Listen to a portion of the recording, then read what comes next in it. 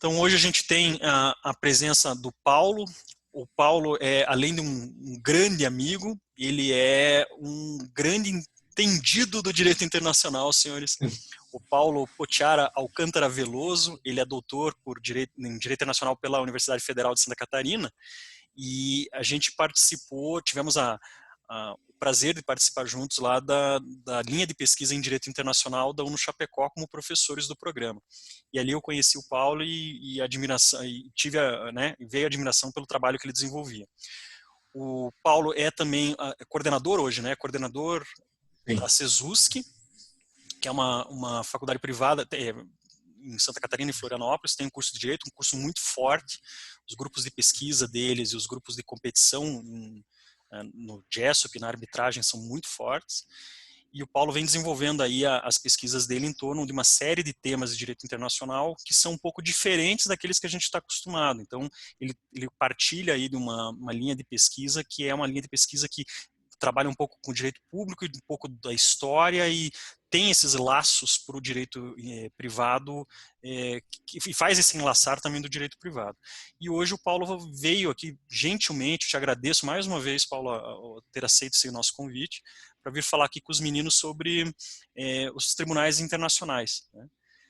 E aí, Paulo, para introduzir o tema, eu te perguntaria assim, o que faz surgir a ideia de um tribunal internacional? Por que isso é relevante? Se você puder nos explicar. Grix, obrigado pelo convite, é um prazer estar aqui. Conversar um pouquinho, bater papo com os teus alunos, contigo, um pouco a saudade aí nesse mundo em que nós estamos distantes de todos, só no virtual, né? Então é realmente um prazer enorme poder estar aqui conversando com vocês. Em relação à pergunta, o fato de termos na sociedade, na comunidade internacional, né, em um momento específico, o surgimento de um tribunal internacional ali, né, no último ano do século XIX, nosso primeiro tribunal internacional, é um fato extremamente relevante. E, coincidentemente, eu recebi um artigo ontem de um aluno que é, assim, essencial, é impressionantemente bom o artigo. É um artigo da International Affairs da Oxford e é um artigo da Hathaway e o Shapiro, né, são dois professores muito reconhecidos de Yale, e eles vão falar sobre a transformação do direito internacional, basicamente observada dentro do aspecto do banimento da guerra dentro do direito internacional. E eles começam a análise mostrando que o direito internacional que existia até o início do século XIX, até ali mais ou menos, né, a Segunda Guerra Mundial no século XX, é um direito que ele autoriza a guerra e premia a guerra, né? E em um contexto como esse, a ideia de limitação das capacidades decisórias dos estados, ela é muito, muito prejudicada. Então, quando ali, depois da primeira Conferência de Paz da Haia, né, em 1899, os estados se propõem a criar a Corte Permanente de Arbitragem, né, para que ela funcione como um mecanismo a mais, né, um primeiro mecanismo permanente de solução pacífica de controvérsias por meio da arbitragem, né, eu começo a perceber, então, uma modificação desse cenário internacional em direção à proibição da guerra. A proibição da guerra por quê? Porque a guerra ela vai adquirir uma feição muito desastrosa, né, no início do século XX. Então, os estados começam a tentar modificar o direito internacional de uma maneira muito lenta, né, mas começam a tentar modificar o direito internacional em torno da proibição do conflito. E o primeiro passo dado é justamente a criação, né, de um tribunal arbitral, que é a Corte Permanente de Arbitragem. Então, ela marca basicamente o início dessa mudança, né, do direito internacional clássico para o direito internacional contemporâneo, que é esse direito que nós possuímos hoje. Então, a relevância é muito grande. E Paulo, se falou agora que ela surge com uma corte arbitral. Por que isso? tem a ver com esse medo dos estados, né, de ceder a uma instituição, né, que não seja uma instituição nacional, a capacidade de decidir sobre as ações desse próprio estado no plano internacional. Então, tem a ver com a percepção soberana que os estados têm de si próprios. Então, eu venho ali, nesse momento, em 1899, eu venho de séculos de exercício absoluto, né, de uma soberania no plano internacional, praticamente absoluto no plano internacional, né, e chega em um ponto em que eu tenho que dar alguma resposta para as ameaças que começam a surgir por conta, né, da destrutividade que a guerra começa a apresentar. Então, os estados preferem um tribunal arbitral, porque o tribunal arbitral ele vai ser constituído de acordo diretamente com a vontade dos estados, né? E ele é um tribunal arbitral, por mais que a corte seja permanente, né? Uma instituição permanente, na verdade, né? Os procedimentos arbitrais são ad hoc, né? São procedimentos arbitrais específicos para os casos em questão, né?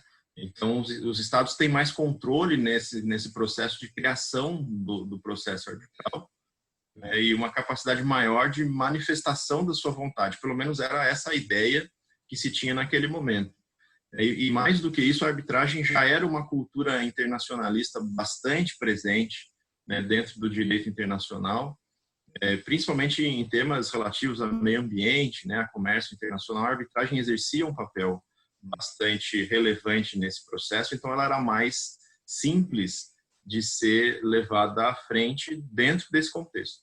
Então foi mais fácil para os estados aceitarem, né, essa opção, que era uma opção natural dado o desenvolvimento, né, digamos assim, dos casos internacionais, né, que se vinculavam basicamente à arbitragem e aos bons ofícios, né, à intervenção diplomática e esses outros mecanismos pacíficos.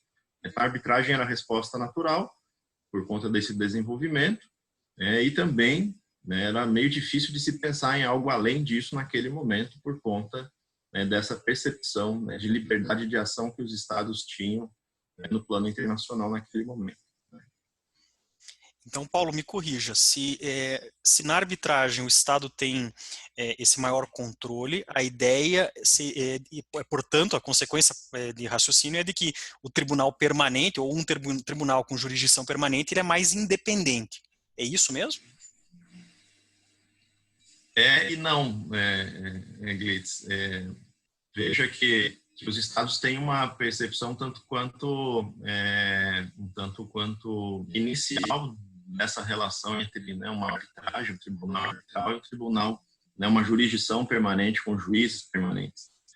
Porque se no início do processo arbitral eu tenho algum controle a mais ali para poder aceitar essa jurisdição, né, durante o processo arbitral, a tendência é que esse painel, esse tribunal arbitral, ele seja mais independente da vontade dos estados. Enquanto uma corte permanente, a ideia que se tinha naquele momento é que essa corte permanente ela seria uma jurisdição obrigatória, ela teria jurisdição obrigatória sobre os estados. E aí eles ficariam mais sujeitos à vontade dessa corte nesse momento de jurisdição. Só que, dentro do processo decisório da corte, a gente vê hoje isso, né? Os estados têm mais controle em algumas cortes, né, do que propriamente dentro de um processo arbitral. Então, sim, né, a corte é mais independente no caso da atribuição da jurisdição, ou seja, mais independente no caso de definir sobre a jurisdição sobre o caso, mas durante o processo de decisão, né, os estados teriam mais capacidade de interferir dentro do processo decisório dentro de uma corte permanente, jurisdicional permanente. Então, é um equívoco que esses estados tinham por não conhecer essa sistemática. Quando ela aparece em 1919 com a Corte Permanente de Justiça Internacional, aí os estados vão começar a perceber que esse modelo de corte internacional é o modelo que dá mais controle a eles. Então, tem o um artigo também do Shapiro e da Hathaway, que é um artigo mais antigo, e do Keohane, são os 3 professores, eles vão falar que esse modelo de corte permanente, ela é um modelo interestatal, né? Esse da Corte Permanente de Justiça Internacional, no sentido de que ela está muito mais próxima da vontade dos estados do que outros modelos de corte que estão mais distantes. E nesses outros modelos, a arbitragem está mais próxima de um modelo transnacional, né? Mais distante da vontade dos estados. Paulo, me corrija se eu estou errado. Existiriam também, no interesse de ter um controle, dentro dessa lógica de controle, o Estado exerceria, quando a gente está falando de cortes internacionais, alguns controles, inclusive paralelos, né? Como, por exemplo, a questão orçamentária, a questão de aprovação de juízes e assim sucessivamente. Ou eu estou equivocado aqui? Justamente, eu exerço o controle por vários mecanismos. E um deles é o controle orçamentário. Então, os estados que têm, né, maior parcela, né, de contribuição financeira para a manutenção da organização internacional ou da corte, eles acabam tendo maior poder de decisão dentro desse processo. E se a gente olhar para a corte, né, por excelência, que é a Corte Internacional de Justiça, que é a continuidade da Corte Permanente de Justiça Internacional, eu vou ver nitidamente vários mecanismos de controle que os estados têm, né, que vão não só o orçamentário, mas também o mecanismo da necessidade da presença, né, de um magistrado de um estado membro permanente do Conselho de Segurança. Então, Estados Unidos, França, lá Reino Unido, China e Rússia têm que ter um juiz dentro da corte também. Sempre tem que ter um juiz ali dessas nacionalidades. Então, obviamente que aí eu vou vendo que alguns estados têm, né, uma capacidade maior de controlar essas decisões dentro da Corte Internacional de Justiça, né? Não controlar como um todo, né, mas interferir um pouco mais a fundo, né, em algum caso que eventualmente esteja ali, que seja de interesse desses estados. O fato de serem muitos juízes não permite um controle efetivo, né? Mas eu tenho uma capacidade de interferir mais, né? Levar mais a minha vontade para dentro do julgamento e da jurisdição da corte do que propriamente em outros tribunais que são modelos diferentes, né? Como cortes de direitos humanos, por exemplo, né? Que tem modelos diferentes e que fazem com que o Estado não tenha tanta capacidade de interferir no processo decisório. Paulo, eu vi uma notícia esse final de semana de que o Brasil estaria para acertar aí uma dívida milionária que tem com o Tribunal Penal Internacional. Você saberia me dizer aí qual é a relevância desse tipo de situação, o Estado contribuir financeiramente para nesse contexto que a gente está comentando aqui dos tribunais? Relevância para o Estado, tu diz, né? Isso? Isso mesmo. É aquela velha questão do direito internacional público, né, que também é uma questão muito próxima dos tribunais. Você dá um sinal positivo, né, à comunidade internacional, aos seus pares. Então, eu estou contribuindo para algo que a comunidade internacional entende como necessário e positivo. Isso diminui um pouco a percepção dessa comunidade internacional e talvez da opinião pública civil internacional de que aquele Estado seja um Estado a se desconfiar. Então, se eu paro de contribuir para o Tribunal Penal Internacional, se eu paro de contribuir para a Corte Interamericana de Direitos Humanos, por exemplo, a OEA, que tem acontecido, eu vou vendo esse Estado como um Estado a se colocar em um canto ali, que é o canto da dúvida. Quais seriam as políticas que esse Estado persegue. Mas contribuir para o Tribunal Penal Internacional nesse momento é um bom indicativo do Estado brasileiro tentando se aproximar desse tribunal em um momento em que existem várias denúncias contra o Estado brasileiro lá dentro. Não são denúncias substanciais, mas elas também têm um efeito bastante negativo nessa percepção da comunidade internacional sobre o Estado brasileiro. Então, a tentativa ali de atenuar um pouco essa visão negativa que o Estado brasileiro está despertando fora na comunidade internacional. E daí nessa linha, Paulo, por que então que um Estado adere a um tribunal ou não? Porque Se a gente fizer um raciocínio muito simplista, eu simplesmente não vou aderir à jurisdição do Tribunal Penal Internacional e pronto, eu não estou com um problema, eu não tenho um problema, entre aspas, né? Por que o Estado é motivado, vamos dizer assim, ele é motivado a participar? Qual que é a análise que é feita aí? Em grande parte, essa análise é essa, né? Eu participar de um tribunal internacional, eu passo uma imagem, né? Eu dou um recado à comunidade internacional, né, que vai entender esse recado como um recado positivo, né? Um Estado que se dispõe a dialogar, né, dentro de uma instituição dialógica que é um tribunal, né? É um Estado que aparentemente se dispõe a respeitar as normas de direito internacional. Então, participar de um tribunal é uma boa notícia a se enviar à comunidade internacional. Então, na Europa, por exemplo, se preza muito por essa imagem que o Estado passa. Mas não só isso, né?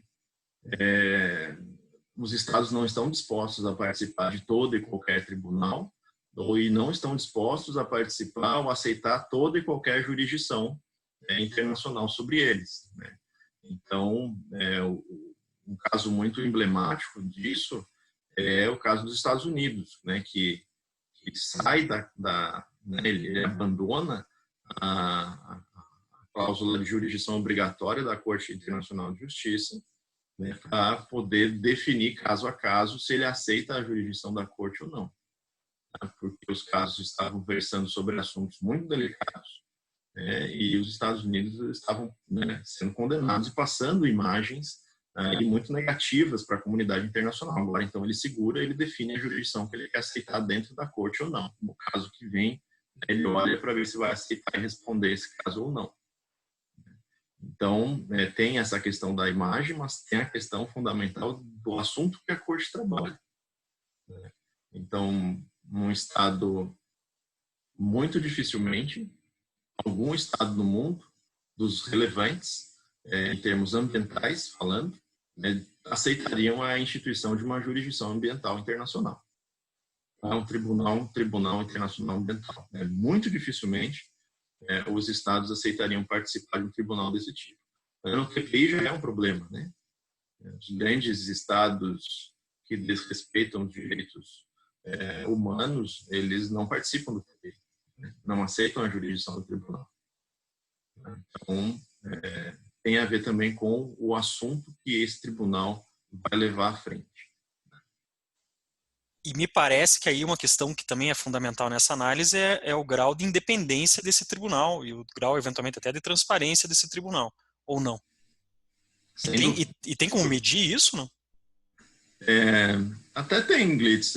Aquele artigo do Keohane que eu mencionei, eu não me lembro o título do artigo, é um artigo do início dos anos 2000, ele se propõe a fazer essa medição, né? Ele trabalha com vários elementos ali, definidores de independência das cortes, e esse modelo dele, ele vai definir que existem tribunais internacionais mais próximos de um modelo que eles chamam de interestatal, né, que é um modelo que está mais sob o controle dos Estados parte, dos Estados membros, e um modelo transnacional de corte internacional que está mais distante dessa vontade. Então, ele é mais independente, mais autônomo em relação à vontade do Estado. Obviamente que a autonomia e a dependência nunca são absolutos, né? Então, eles estão ali em um ponto da curva que se aproxima, mas não se identifica com esses modelos ideais que eles trabalham. E dentro desses critérios que eles trabalham, os principais critérios que definem a independência da corte ou não em relação à vontade do Estado por exemplo, a capacidade de indicação de magistrados, né? Então, se o Estado indica um magistrado especificamente, a tendência é que esse modelo seja mais interestatal e menos transnacional. Se eu tenho um tribunal que tenha um grande volume de decisões, por exemplo, esse tribunal tende a ter um modelo mais transnacional, porque um grande volume de jurisprudências do tribunal, né, fortalece a posição desse tribunal e, eventualmente, até amplia a competência desse tribunal para além daquilo que os estados queriam quando criaram o tribunal lá de início. Então, o grande volume vai fazendo com que a própria corte reveja a sua competência lá, né, na questão do competence, e vai ampliando a sua competência. Isso é muito real, muito realidade dentro da Corte Europeia de Direitos Humanos. A Corte Europeia de Direitos Humanos, ela amplia sua competência, ela amplia os conteúdos que ela trabalha muito por conta do grande volume de casos que chegam até ela, né, e da facilidade de acesso que os sujeitos, né, de direito internacional têm, principalmente nesse caso indivíduos, de acessar a jurisdição do tribunal. Não existem empecilhos muito graves, como existia aqui na Corte Interamericana até o início dos anos 2000, quando eu precisava passar por um processo de aceitabilidade, lá de análise, né, da reclamação. Alguns sujeitos poderiam reclamar apenas a partir de organismos da sociedade civil organizada e não individualmente, né, isso tudo limitava o acesso de ações para a Corte Internacional de Direitos Humanos, Interamericana de Direitos Humanos. E a Corte Internacional de Justiça, por exemplo, ela é muito interestatal, porque os estados indicam os juízes, o acesso à jurisdição ela é extremamente limitado a estados, e estados que manifestam positivamente sua vontade em relação a isso. E também tem a questão orçamentária, que depende muito, né, das contribuições estatais nesse caso também. Então, existem vários modelos. No extremo transnacional, nós temos as cortes de direitos humanos e alguns tribunais arbitrais, e no outro extremo interestatal, a Corte Internacional de Justiça. Em algum sentido, você foi falando, Paulo, vários pontos que você foi abordando, você dá a entender aí alguns dos entraves, alguns dos desafios, alguns dos problemas dessa ideia de um tribunal internacional. Me parece, por exemplo, se eu tivesse que destacar, a questão do acesso seria uma, a questão orçamentária seria outra. Você consegue enxergar outras aí que possam ser problemas ou que são perspectivas que no futuro vão se apresentar para a gente? Acesso, capacidade decisória, capacidade de implementação das decisões, isso é muito importante, né? Que é o enforcement das decisões dos tribunais, em que as cortes de direitos humanos acabam tendo uma vantagem. Muitas vezes essas decisões podem ser implementadas pela Justiça Nacional, né? Coisa que a Corte Internacional de Justiça, né, isso não faz parte da lógica da Corte Internacional de Justiça. E um ponto muito, muito importante que a gente já falou aqui, mas eu retomo, é a questão material, né, do assunto que o tribunal vai tratar. Porque, tirando a Corte Internacional de Justiça, que trata basicamente e virtualmente sobre qualquer caso relacionado a tratados e costume internacional, a maioria dos tribunais internacionais eles são vinculados a um assunto específico, né, um subject específico. E essa questão é determinante. Existem assuntos, como eu falei aqui, que não serão objeto de um tribunal internacional específico, como as questões ambientais. Os estados não estão dispostos a abrir mão da sua capacidade decisória e transferir a capacidade de fiscalização das suas decisões para organismos externos jurisdicionados, né, no qual eles não tenham muita possibilidade de interferir, né, por conta desses assuntos serem assuntos extremamente estratégicos para os estados, né? A questão ambiental tem a ver com questão energética, tem a ver com questão de fronteira, né, tem a ver com questões que fogem à lógica do direito internacional como um todo. Então, a grande fragilidade pensando assim, né, a grande fragilidade dos tribunais internacionais seria essa, né? Existem assuntos que não são possíveis por enquanto de serem decididos dentro do ordenamento jurídico internacional, pelo menos não dentro de tribunais internacionais. E a sensação que eu tenho é que eles acabam daí contaminando outras pautas, né? Daí a gente começa a ver, por exemplo, questões ambientais sendo tratadas de forma indireta, por exemplo, por tribunal, pela OMC, por exemplo, ou eventualmente algumas discussões eles sendo levadas para as cortes de direitos humanos, na tentativa de se alcançar alguma jurisdição que não existiria de outra forma. Não sei, mas me parece, não sei se isso é uma sensação minha ou se seria um fenômeno que você indicaria. É muito bem colocado, Blitz. A OMC faz muito parte desse embate, né, desse debate, principalmente relacionado à ideia de um Tribunal Internacional do Meio Ambiente. Eu utilizo a efetividade da OMC em tratar, né, de maneira secundária algumas questões ambientais. Eu utilizo, então, a efetividade da OMC como um modelo a ser aplicado em um eventual Tribunal Internacional do Meio Ambiente. Né? Mas não funciona. Né? Isso são pessoas que não entendem o funcionamento da OMC. A OMC é um tribunal muito peculiar. Né? É um tribunal que ele aplica uma justiça romana, né? Muito arcaica. Ele dá às partes a capacidade de executar sentenças. Né? Isso é justiça romana pura. Então, está aqui, você executa e você resolve lá com o seu amiguinho.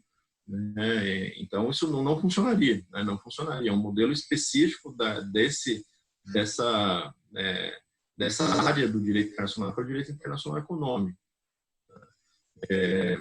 Mas as pessoas tentam, né? Tentam levar esses assuntos para a OMC, e principalmente, como você muito bem colocou, para cortes internacionais de direitos humanos. E muitas vezes a Corte Europeia, que não tem a mesma capacidade protetiva a direitos sociais coletivos que tem a Corte Interamericana e a Corte Africana, né, muitas vezes a Corte Europeia ela nega, né, a jurisdição por conta das questões não fazerem parte do arcabouço normativo da Corte. Então, eu tento proteger o meio ambiente de maneira que a gente chama ricochete, né? A proteção ricochete. Eu utilizo direitos individuais, a propriedade privada, para tentar, né, proteger o meio ambiente. Então, acaba dificultando um pouco esse processo. Mas tem razão, né? A gente tenta utilizar outros tribunais para tentar fazê-lo. E, de maneira mais ampla, a gente tenta utilizar, às vezes, a Corte Internacional de Justiça. E as tentativas não são tão felizes ali também. Né? Não são tão felizes ali também. Paulo, de tudo que a gente falou aqui, você ainda enxerga a relevância contemporânea desse tipo de tribunal ou não? São muito relevantes, Clitz, são muito relevantes. São relevantes para a gente entender o ordenamento jurídico internacional, né, porque a grande falha da maioria das pessoas que se deparam com o direito internacional é tentar interpretar o direito internacional a partir dos parâmetros fundamentais de um ordenamento nacional. Isso não funciona. Isso não funciona. O direito internacional tem as suas peculiaridades, o direito internacional tem os seus próprios princípios, né? Tem as suas próprias relações e isso faz com que a gente verifique que existem questões que podem ser judicializadas e existem questões que têm que ficar no debate político internacional, né? Dentro da discussão diplomática. Porque tentar forçar um assunto que os estados não estão dispostos a jogar para a área jurisdicional, eu vou fazer com que esse tribunal seja absolutamente inefetivo. Isso prejudica, inclusive, né, as discussões sobre esse assunto dentro desse tribunal.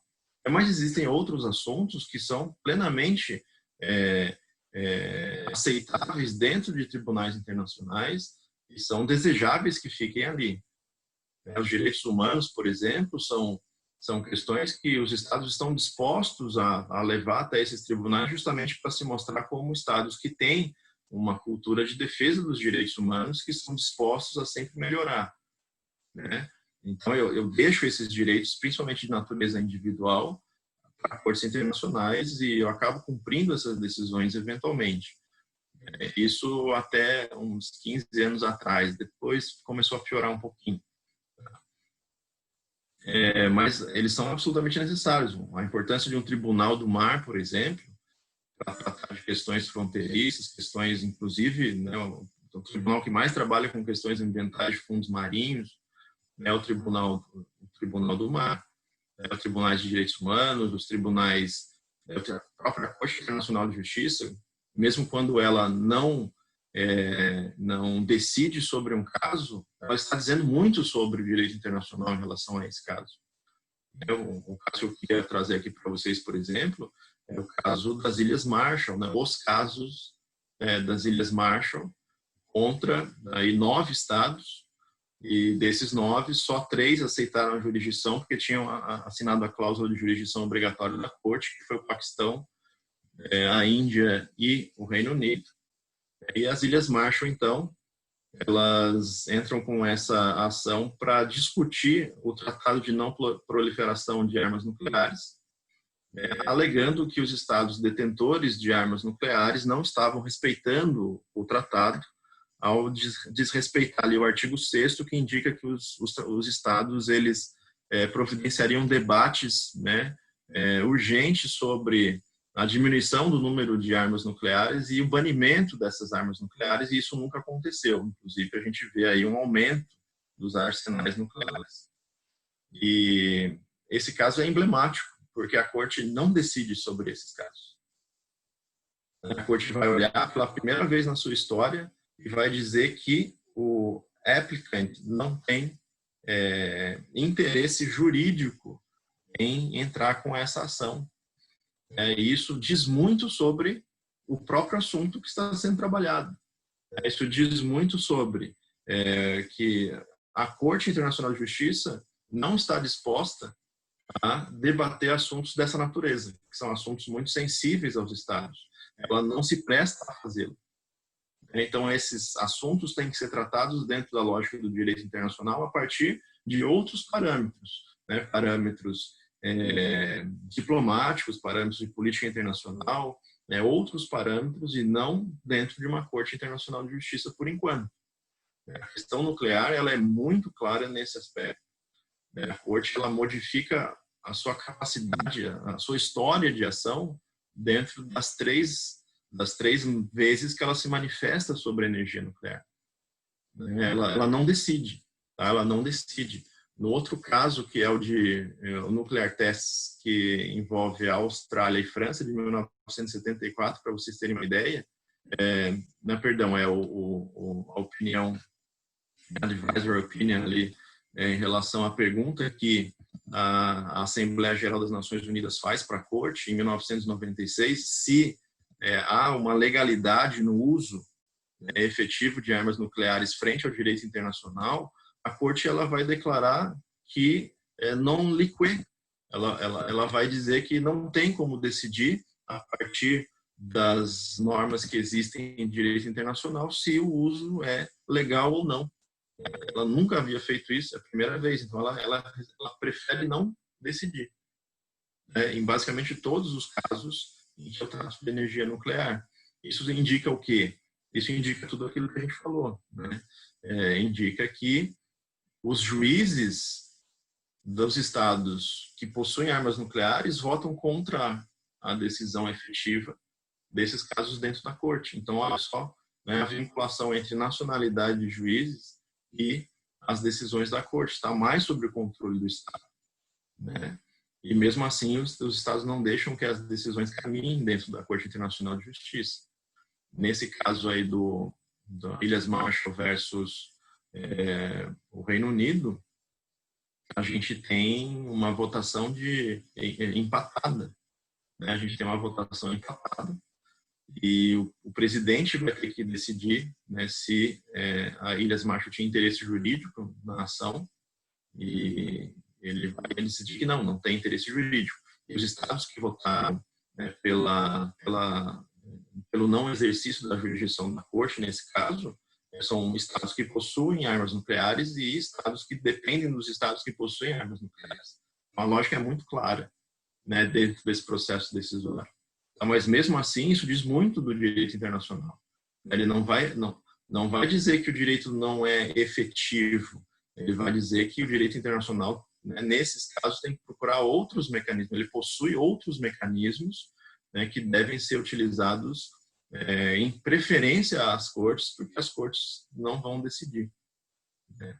A gente tem que entender essa lógica, ela é um pouco difícil para a gente entender, porque a gente é moldado dentro da lógica do direito nacional, e que as respostas estão nos tribunais, enfim, mas no direito internacional a resposta muitas vezes está na política, né? A resposta está nos conchavos diplomáticos entre os estados, e elas são válidas da mesma forma, né, do que são válidas dentro do direito internacional da mesma forma que uma decisão, ou às vezes mais do que uma decisão de um tribunal internacional, né? Mas eles são essenciais para que a gente entenda essa lógica e para que a gente aprofunde alguns outros assuntos que só tribunais podem aprofundar, como as questões de direitos humanos, né? Como o Tribunal Penal Internacional, que tem um papel muito interessante, né, de publicização de gravíssimos desrespeitos massivos a direitos humanos, né, coisas que eram impensáveis há 65, 75 anos atrás. Eram impensáveis essas coisas há 75 anos atrás, né? Então, eles são realmente muito importantes, mas isso não impede as críticas e os problemas todos que eles possuem também, né? A gente tem uma das principais críticas que existem é o excesso de tribunais internacionais. Ele produz aí uma fragmentação muito grande do direito internacional, da capacidade de implementação do direito internacional. Então, esse elemento fragmentário, né, decisório do direito internacional com ampliação excessiva dos tribunais enfraquece aí sim o direito internacional. Então, a gente tem que repensar, mas isso não indica que eles não são importantes, são cada vez mais relevantes. Paulo, eu ia te pedir um caso, mas você deu um show, você não deu um, você deu todo um contexto de casos aí para justificar a tua resposta. E dentro dessa linha, dessa última linha, eu queria te fazer uma última pergunta aqui, antes da gente avançar para as perguntas. Eu queria que você, pensando nos alunos que estão aqui nos escutando, se você tivesse que dar uma dica para eles se prepararem, para eles estudarem esses temas, e especialmente para estudarem essa lógica própria do direito internacional, que dica que você daria? Meus queridos, tem que aprofundar muito leitura, principalmente de artigos internacionais, não tem como fugir a isso. Tem coisas muito boas e se vocês precisarem se interessarem pela área, eu posso passar a vocês também. Tem muito artigo muito bom, como esses que eu mencionei, muito bons, como esse que eu mencionei para vocês. E se dedicar, né? Eu não sei, alguns de vocês participam de competições internacionais. Eu não sei se alguns de vocês participaram ou já viram pessoas que participaram do JESA. A lógica é basicamente essa, né? Se aprofundar loucamente dentro de um assunto que encante a vocês. E os tribunais internacionais é um assunto genial, porque se vocês não conhecem a jurisprudência da Corte Internacional de Justiça, vocês não conhecem o direito internacional, basicamente, né? Ali que se criam muitas interpretações interessantes de direito internacional e muitas vezes de vanguarda, e ali que também estão as dificuldades do direito internacional. Se vocês, eu sempre repito uma experiência que uma aluna minha teve. Ela conheceu o direito internacional, se apaixonou, fez uma monografia em direito internacional e resolveu estudar fora, né? E ela era muito boa, ela conseguiu o mestrado na University College of London. E ela foi fazer mestrado em direito humanitário, né, direito internacional dos direitos humanos, perdão, lá em Londres, e ela ficou alucinada, porque ela tinha que ler 600 páginas por semana, né, no mínimo, para poder passar pelo mestrado. E ela olhava para as colegas inglesas e aquilo era absolutamente normal. Elas já liam 600 páginas de conteúdo por semana na graduação. Então, eu acho que dedicação é o grande nome. E se dedicando, tem oportunidade aí, mas tem oportunidades muito interessantes para todos nós. Principalmente para quem quer sair do Brasil. Tem muita coisa boa aí.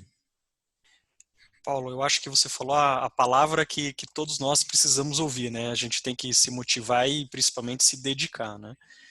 É, cara, eu só posso agradecer esses minutos que você dedicou aqui para a gente conversar sobre esse tema. É um tema que nem sempre os alunos da graduação conseguem acessar com tanta profundidade ou com tanto nível de detalhamento de informações. Então, assim, toda vez que eles podem ouvir isso, eu acho muito, muito, muito bom, porque eles podem aprofundar um raciocínio que é só quem tem muita experiência pode passar para eles. Então, eu te agradeço enormemente por esse tempo e por ter aceito o nosso convite aqui de conversar um pouquinho sobre isso. Eu que agradeço, Felipe, muito, muito. É muito rápido, né? A gente vai ficar conversando sobre isso muito tempo. Seria muito, muito bacana, assim, debater mesmo esses assuntos por bastante tempo. Tem muita coisa essencial em direito internacional que a gente não vê, não conversa, né? A resposta para muitos dos nossos problemas, eu ainda acredito que esteja nessa cooperação internacional entre Estados.